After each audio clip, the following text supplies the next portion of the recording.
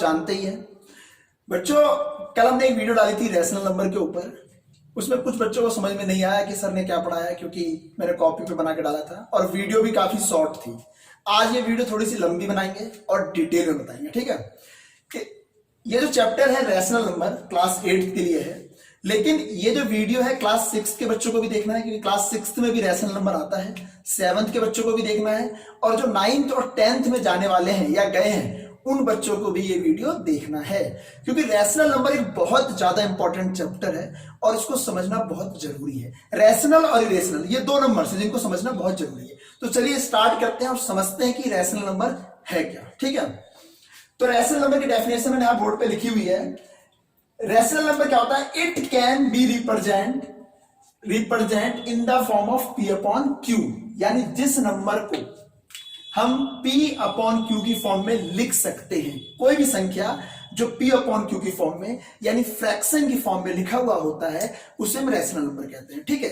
लेकिन वहां पे एक शर्त क्या है कि Q नॉट इक्वल टू 0, यानी जो नीचे Q है ना, इसकी वैल्यू कभी भी जीरो नहीं होगी। जीरो के अलावा कुछ और हो सकती है, माइनस में हो सकती है, -1, -2, -3, -4, माइनस में कुछ भी हो सकती है, प्लस में हो सकती है कोई वैल्यू, लेकिन जीरो नहीं होगा, ठीक है। लेकिन P की वैल्यू कुछ भी हो सकता है, जीरो भी हो सकता है, माइनस की भी हो सकती है, प्लस की भी हो सकती है। चलिए, तो रैशनल नंबर क्या होता है? जिसको हम P बाई Q की फॉर्म में लिख सकते हैं, यानी P अपॉन Q की फॉर्म में। एक बात और समझ लो, जो P होता है इसको हम क्या कहते हैं? न्यूमरेटर। आपने पढ़ा है छोटी क्लासों में कि भाई ऊपर वाली संख्या को न्यूमरेटर कहते हैं और नीचे वाली संख्या को क्या कहते हैं? डिनोमिनेटर। आपने पढ़ा है छोटी क्लासों में कि जो ऊपर संख्या होती है उसको हम कहते हैं न्यूमरेटर और जो नीचे संख्या होती है उसको हम कहते हैं डिनोमिनेटर, ठीक है। अब जो P हमने लिखा है इसकी जगह पे कोई भी नंबर ले लो आप, कोई भी नंबर, यानी जो P होता है यहां पे P बिलोंग्स टू Z। इसका मतलब क्या है समझ लेते हैं। देखिए, P यानी कोई भी नंबर, बिलोंग्स Z, मतलब Z का मतलब क्या होता है? मैंने आपको बताया था नंबर्स में, इसे हम कहते हैं इंटीजर। इंटीजर्स को हम जो है Z से डिनोट करते हैं। किससे डिनोट करते हैं? Z से। आप याद रखना कि इंटीजर्स को हम डिनोट करते हैं Z से, और इसका मतलब होता है बिलोंग्स टू। भाई जैसे मैं कहता हूं कि मैं कहां से बिलोंग करता हूं, तो मैं बिहार से बिलोंग करता हूं, आई बिलोंग्स टू बिहार, ठीक है। तो वैसे P belongs to Z। P कहां से बिलोंग करता है? जो P है वो Z से बिलोंग करता है। Z क्या है? इंटीजर्स। इंटीजर्स क्या होता है? यानी -∞ से लेकर +∞ तक सारे नंबर, यानी माइनस के भी सारे नंबर, -1, -2, -3, -4 ऐसे इंफिनिटी तक चले जाओ, और प्लस के भी सारे नंबर, +1, +2, +3 +∞ तक आप चले जाओ, और जीरो भी, वो सब इंटीजर है। तो P जो है इंटीजर से बिलोंग करता है। Q किससे बिलोंग करता है? Q भी इंटीजर से बिलोंग करता है, लेकिन एक्सेप्ट जीरो को छोड़कर। Q कहता है कि भैया हम भी Z से बिलोंग करते हैं, हम पूरे Z को लेंगे, माइनस वाला भी लेंगे, प्लस वाला भी लेंगे, लेकिन जीरो को छोड़कर। अच्छा, एक क्वेश्चन ये आता है कि sir why Q is not equal to 0, जो Q है वो जीरो के बराबर क्यों नहीं हो सकता? तो इसका आंसर है सिंपल सा। देखिए, मैंने 0/4 लिखा, यानी जीरो को 4 से डिवाइड करना है, तो 4 का टेबल 0 बार पढ़ूंगा तो 0 आ जाएगा, तो इसकी वैल्यू क्या आएगी?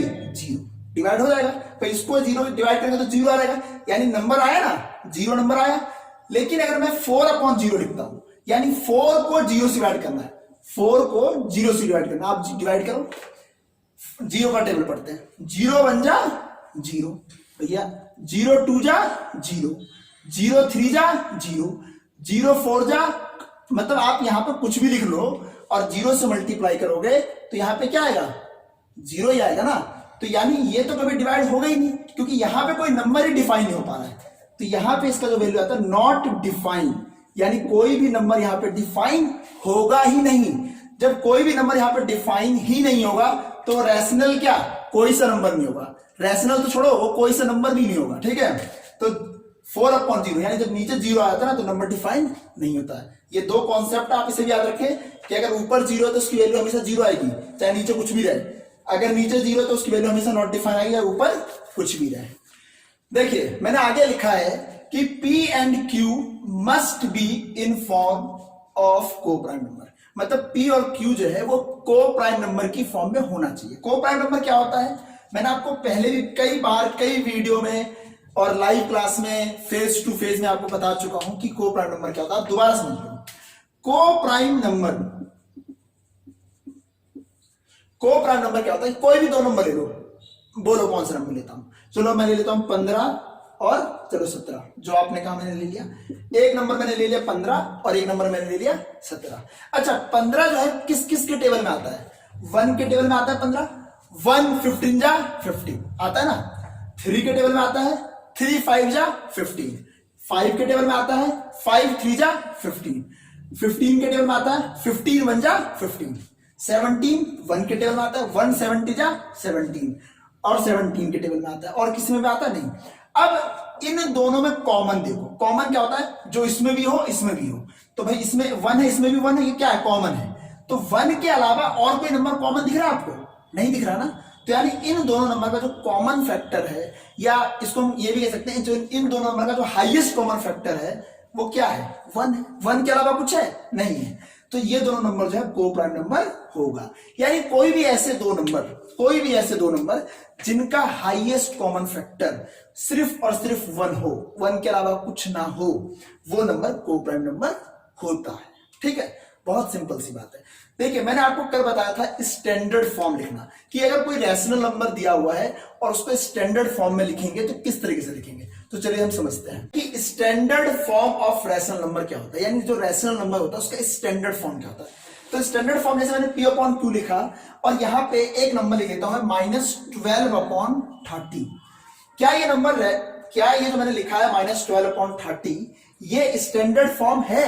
तो ये स्टैंडर्ड फॉर्म नहीं है। क्यों नहीं है? इसका कारण देखो, स्टैंडर्ड फॉर्म में दो बातें आपको याद रखनी। पहली बात कि स्टैंडर्ड फॉर्म जो होगा यानी p और q वो को प्राइम की फॉर्म में होने चाहिए। यानी भैया इनका जो हाईएस्ट कॉमन फैक्टर होना चाहिए वो 1 होना चाहिए, उसके अलावा और कुछ नहीं होना चाहिए। अगर 1 के अलावा कुछ और है तो वो स्टैंडर्ड फॉर्म नहीं है। तो पहली बात ये है कि भैया p और q को प्राइम की फॉर्म में होना चाहिए। और दूसरी बात, जो इसका डिनोमिनेटर है वो नेगेटिव नहीं होना चाहिए। ठीक है, वो नेगेटिव नहीं होना चाहिए। दो बात याद रखनी है कि p और q को प्राइम की फॉर्म में होना चाहिए और डिनोमिनेटर नेगेटिव नहीं होना चाहिए। ठीक है, जैसे मैंने लिखा -12 अपॉन 30, -12 अपॉन 30 लिखा। अब देखो ध्यान से आप कि 12 जो है वो 6 के टेबल में आता है, 6 2 जा 12 आता है ना। 30 है वो भी 6 के टेबल में आता है, 6 5 जा 30। तो यानी ये 1 के अलावा 6 से भी डिवाइड होंगे। 6 से ये भी डिवाइड हो रहा है, 6 से ये भी डिवाइड हो रहा है। तो जब दोनों 6 से डिवाइड हो रहा है तो उसको दोनों को 6 से डिवाइड कर दो इसको 6 से डिवाइड। 6 2 जा 12, 6 5 जा 30। अब देखो मैंने क्या लिखा 2 अपॉन 5। अब इन दोनों का कॉमन फैक्टर देखो कि 1 के अलावा कुछ और है क्या। ये 2 जो है 1 से डिवाइड होगा, 2 से डिवाइड होगा। 5 जो है 1 से डिवाइड होगा, 5 से डिवाइड होगा। तो इन दोनों कॉमन फैक्टर सिर्फ 1 ही बचा ना। लेकिन यहां पे कॉमन फैक्टर जब ये नंबर था तो यहां पे जो कॉमन फैक्टर था वो बहुत सारे थे। कैसे? तो -12 किस किस से डिवाइड हो रहा था? 1 से भी हो रहा था, 2 से भी हो रहा था, 3 से भी हो रहा था, 4 से भी हो रहा था, 6 से भी हो रहा था और 12 से भी हो रहा था। 30 1 से हो रहा था, 5 से हो रहा था, 6 से हो रहा था, 10 से हो रहा था और 30 से हो रहा था। तो कॉमन फैक्टर एक ये था। ठीक है, फिर ये 6 भी कॉमन फैक्टर था इसका। ठीक है, ये नंबर 2 से भी डिवाइड होगा 30, तो 2 भी कॉमन फैक्टर आ जाएगा इसका। ठीक है, तो यानी बहुत सारे कॉमन फैक्टर थे, तो इसीलिए को प्राइम की फॉर्म में तो था ही नहीं। लेकिन जब मैंने उसको 6 से डिवाइड कर दिया, इसको भी 6 से डिवाइड कर दिया, तो ये निकल के आया। और ये जो है अब स्टैंडर्ड फॉर्म है। क्यों स्टैंडर्ड फॉर्म है? डिनोमिनेटर पॉजिटिव है, प्लस का 5 है और दोनों जो है को प्राइम की फॉर्म में है। यानी दोनों का जो कॉमन फैक्टर है, हाईएस्ट कॉमन फैक्टर, वो सिर्फ 1 है। ठीक है, तो उम्मीद है कि आपको ये स्टैंडर्ड फॉर्म समझ में आ गया होगा कैसे निकालना है। बस आपको ये चेक करना है कि जो दोनों नंबर लिखे हुए हैं वो नंबर 1 के अलावा और किस किस से सेम नंबर से डिवाइड होंगे। जिससे भी डिवाइड हो, डिवाइड करके उसको छोटा से छोटा कर दो, वो स्टैंडर्ड फॉर्म में आ जाएगा। ठीक है, मैं आपको 3 क्वेश्चन दूंगा क्योंकि आपको जो एक्सरसाइज 1.1 है उसमें क्वेश्चन नंबर पहला यही है कि स्टैंडर्ड फॉर्म में लिखना है। उसमें टोटल 4 क्वेश्चन थे, एक क्वेश्चन मैंने करवा दिया ये रहा, और 3 क्वेश्चन आपको होमवर्क के रूप में जो है वो मैं दे दूंगा। ठीक है, ये मैंने 3 क्वेश्चन बोर्ड पे लिख दिए हैं। आप इसे वीडियो को पॉज करके स्क्रीनशॉट ले लो। ये 3 क्वेश्चन आपको सॉल्व करना है। ये मैंने 4 क्वेश्चन और लिखे हैं ए बी सी डी, ठीक है। इसमें आपको क्या बताना है कि ये जो चारों मैंने लिखा है, अगर स्टैंडर्ड फॉर्म में पहले से ही है तो आप लिख दोगे कि yes it is in standard form. यदि स्टैंडर्ड फॉर्म में नहीं है तो आप इसको स्टैंडर्ड फॉर्म में कन्वर्ट करोगे। स्टैंडर्ड फॉर्म में है भाई, पहले से अगर स्टैंडर्ड फॉर्म में है तो सीधा यस लिख दो कि yes it is in standard form. अगर स्टैंडर्ड फॉर्म में नहीं है, मान लो आपको लगता है कि ये जो नंबर लिखा हुआ है ये स्टैंडर्ड फॉर्म में नहीं है, तो इसको आप स्टैंडर्ड फॉर्म में कन्वर्ट करो और फिर इसका आंसर लिख दो, ठीक है। चलिए क्वेश्चन नंबर 3 देखते हैं। क्वेश्चन नंबर 3 कह रहा है express 24 upon -28 as a rational number with numerator 6। Numerator यानी ऊपर वाले, यानी ऊपर जो 24 लिखा है इसको 6 लिखना है, 6 बनाना है। तो भाई यहां पे लिख लेता हूं मैं सॉल्यूशन 24 अपॉन -28 है। अच्छा, यहां पे हमें लाना क्या है, हमें लाना है 6, ठीक है। तो 24 को किस नंबर से डिवाइड किया जाए कि 6 आ जाएगा, बताओ। 24 को किस नंबर से डिवाइड किया जाए कि ये 6 आ जाएगा। तो 4 से अगर मैं डिवाइड करूंगा, अगर मैं 24 को डिवाइड करता हूं 4 से, 24 को अगर मैं डिवाइड करता हूं 4 से तो कितना आएगा, 6 आ जाएगा। 4 6 24। अगर मैं ऊपर 4 से डिवाइड करूंगा तो याद रखना नीचे भी करूंगा, कभी भी सिर्फ न्यूमरेटर या डिनोमिनेटर में कोई भी चेंज नहीं कर सकते हम। अगर हम न्यूमरेटर में चेंज करेंगे तो डिनोमिनेटर में भी चेंज करना पड़ेगा, और डिनोमिनेटर में चेंज करेंगे तो न्यूमरेटर में भी चेंज करना पड़ेगा। तो उसी तरीके से अगर मैंने न्यूमरेटर में 4 से डिवाइड किया है तो डिनोमिनेटर में भी 4 से डिवाइड करना पड़ेगा। तो 28 को 4 से डिवाइड करूंगा तो आ जाएगा 7, क्योंकि 7 4 जा 28 होता है। तो ये जो है आपका आंसर हो जाएगा, यानी न्यूमरेटर 6 की फॉर्म में आ गया, 6 अपॉन -7 हो जाएगा।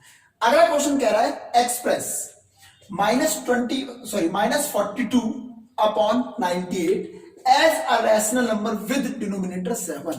क्वेश्चन कह रहा है कि डिनोमिनेटर कितना होना चाहिए इसका, 7, यानी डिनोमिनेटर जो 98 लिखा हुआ है -42 अपॉन 98 है, इसका डिनोमिनेटर हमें चाहिए 7, ठीक है भाई। डिनोमिनेटर कितना चाहिए, 7। अच्छा, 98 को किस नंबर से डिवाइड किया जाए कि इसका जो डिनोमिनेटर है वो 7 आ जाए। भाई 14 का टेबल आप पढ़ो, 14 7 जा, बताओ, यानी 14 से डिवाइड करेंगे क्योंकि 14 7 जा 98 होता है, ठीक है। अब नीचे मैंने 14 से डिवाइड किया है तो ऊपर भी 14 से डिवाइड करूंगा, और 14 3 जा कितना होता है, 42। ये हो गया आपका आंसर। बहुत ही सिंपल क्वेश्चन है, ठीक है। तो ये दोनों क्वेश्चन मैंने समझा दिए हैं, इसे आप उतार लें।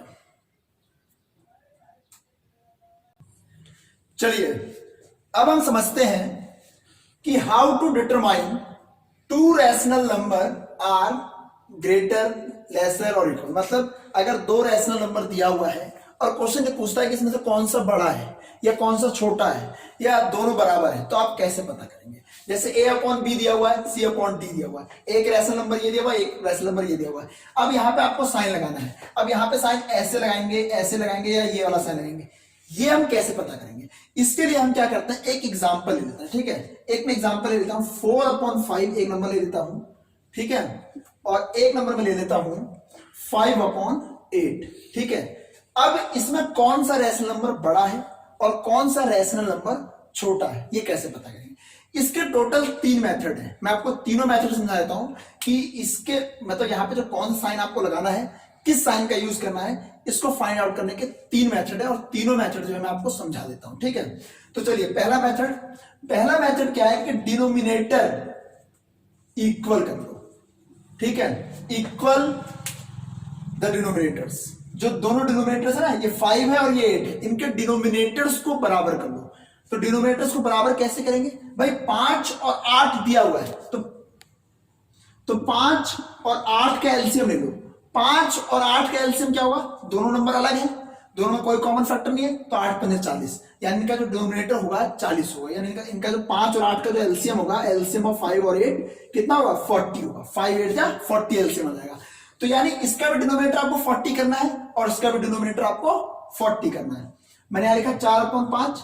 अच्छा, 5 में कितने से मल्टीप्लाई करूंगा कि 40 आ जाएगा, तो भाई 8 से, 5 8 जा, नीचे 8 से करूंगा तो ऊपर 8 से मल्टीप्लाई करूंगा तो ऊपर 32 आ गया, इसका ये हो गया। अब 5/8 लिखा हुआ है, ठीक है, 5/8 8। तो नीचे 5 से मल्टीप्लाई करूंगा, ऊपर भी 5 से, 25/40। देखो इसका डिनोमिनेटर भी 40 हो गया, इसका डिनोमिनेटर भी 40 हो गया। दोनों नंबर मैंने यहां पे लिख लिए, एक नंबर ये था, एक नंबर ये था। अब जो डिनोमिनेटर्स हैं इनके वो तो इक्वल हो चुके हैं, ये भी 40 ये भी 40, तो इससे में मतलब नहीं। अब ऊपर जो नंबर लिखे हुए न्यूमरेटर जो लिखा हुआ है उसको आप चेक करो, 32 है ये 25 है। अच्छा 32 बड़ा होता है या 25 बड़ा होता है, कौन सा? जाहिर सी बात है 32 बड़ा होता है। तो जब अगर 32 बड़ा होता है तो यानी ये वाला नंबर जो है वो बड़ा है, तो ये साइन ऐसे लग जाएगा। सिंपल है। पहला मेथड आपको समझ में आ गया होगा, डिनोमिनेटर्स को इक्वल करो और न्यूमरेटर को कंपैरिजन कर लो, कौन सा बड़ा है कौन सा छोटा है, दोनों बराबर है। मान लो ये 32 था, ये भी 32 आ जाता तो बराबर का साइन लग जाता। ये 32 आ जाता, ये 25 आ जाता तो साइन ऐसे लग जाता। अब ये वाला 32 है, ये 25 है, तो यानी ये बड़ा है ना, ये वाला नंबर बड़ा है, तो इधर की तरफ साइन लग गया कि भाई ये बड़ा है ये छोटा है। सिंपल। अब इसी को दूसरा मेथड समझते हैं। चलिए अब इसको हम समझते हैं दूसरे मेथड से। दूसरा मेथड क्या है कि भैया 4 को 5 से डिवाइड कर दो, 4 को 5 से डिवाइड करूंगा कितना आएगा 0.8, 8 पंजे 40 कट जाएगा। इसको डिवाइड करूंगा तो कितना आएगा 0.8 आ गया। अच्छा अब इसको भी डिवाइड कर लेते हैं। इसमें क्या 5 है, नीचे क्या है 8 है, डिवाइड कर लो, 0 लगाऊंगा 0.8 6 48 मतलब 0.6 समथिंग आएगा। ठीक है 0.6 समथिंग। अच्छा 0.8 बड़ा है या 0.6 बड़ा है, जाहिर सी बात है 0.8 बड़ा है, तो यानी ऐसे चलने लगा देंगे। तो दूसरा मेथड क्या हो गया, कन्वर्ट इनटू डेसिमल फॉर्म। मतलब अगर आपको डिवाइड करना आता है अच्छे से तो आप क्या करो, इसको भी डिवाइड की फॉर्म में कन्वर्ट कर लो, इसको भी डिवाइड की फॉर्म में कन्वर्ट कर लो, और फिर आप पता कर लो कि भैया कौन सा बड़ा है कौन सा छोटा या बराबर है। ठीक है। अब तीसरा जो मेथड है वो है क्रॉस मल्टीप्लीकेशन मेथड। क्वेश्चन अगर मेंशन करता है, देखो ध्यान समझना बात को, यदि क्वेश्चन कहता है कि compare the rational number by cross multiplication method, तब आपको सिर्फ क्रॉस मल्टीप्लीकेशन मेथड से ही करना होगा, तब आप अपनी मर्जी से नहीं ला सकते। लेकिन अगर क्वेश्चन कुछ भी नहीं कहता है कि मतलब किस मेथड से कंपेयर करना है, तो आप इन तीनों में से कोई सा भी मेथड जो आपको आता हो कर दो, सही है क्वेश्चन। लेकिन अगर क्वेश्चन मेंशन करता है कि नहीं इस मेथड से करना है, तो तब आपको उसी मेथड से क्वेश्चन को करना होगा। तो चलिए अब तीसरा मेथड समझते हैं, cross multiplication method. Okay, cross multiplication method में क्या करते हैं, इसको इससे मल्टीप्लाई करते हैं a इंटू डी, और इसको इससे मल्टीप्लाई करते हैं b इंटू सी। याद रखना a इंटू डी इधर की तरफ लिखेंगे, c कई बार बच्चे क्या करते हैं इन दोनों को मल्टीप्लाई करके यहां लिख देते हैं, इन दोनों को मल्टीप्लाई करके इधर, गलत हो जाएगा।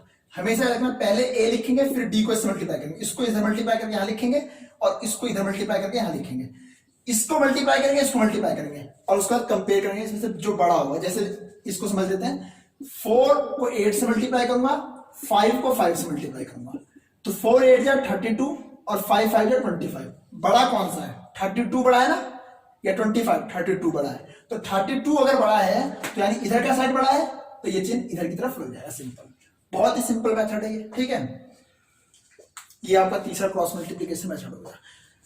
ठीक है, चलिए मैं आपको एक क्वेश्चन का स्क्रीनशॉट दे दूंगा, और याद रखें कि जो पढ़ाया गया है इसको सही से आप कॉपी में नोट करें और ध्यान से पढ़ें, क्योंकि पढ़ाई करना कोई ऐसा मजाक नहीं है कि भैया आपने वीडियो देख ली या टीचर ने, आप in the presence of teacher, जब आपको लाइव पढ़ाते थे हम, यानी बिल्कुल फेस टू फेस पढ़ाते थे, तब भी आप नहीं पढ़ते थे। आज आप घर में बैठे हैं तब भी आप नहीं पढ़ रहे हैं।